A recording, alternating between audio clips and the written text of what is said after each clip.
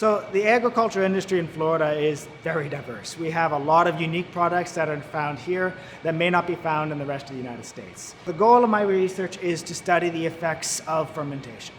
We will want to look at all the different parameters that go into it, from what barley we use, what strains of yeast we use, how much pressure we keep within the headspace, and identify how each parameter affects the overall fermentation and how we can optimize it. There's a diverse amount of parameters that can affect every little detail of the fermentation, and we don't fully understand how the big picture plays out. That's the goal of my research, is to get a better window into fermentation so that we can better use it in all of these different industries as a tool.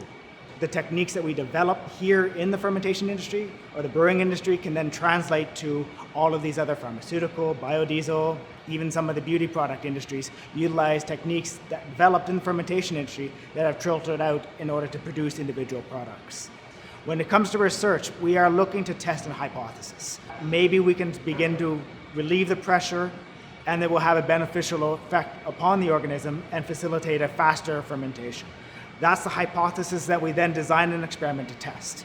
So when my PhD student, for instance, decides, okay, I'm going to test a very high gravity fermentation using this strain of yeast, I think this is going to happen, then we design this set of experiments, create a one wort that will be used for the entire set of experiments. I want to isolate as many parameters as possible so that we are looking at the one change that we want to test the hypothesis for.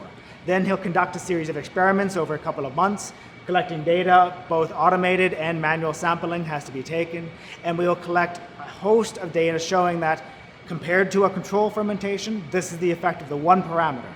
Then we can pass that information on to industry through scientific conferences and papers showing if you make this change, this is what's going to happen inside of your fermentations.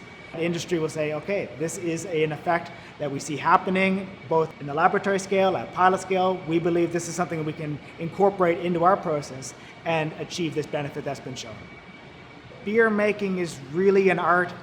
There's a lot of science behind it, and we use that in food engineering to explain a lot of the steps that we are going to apply to other aspects of food engineering, but it truly is an art in how you're going to get your final product, which is why we can have such a diverse portfolio of beers available for the consumer.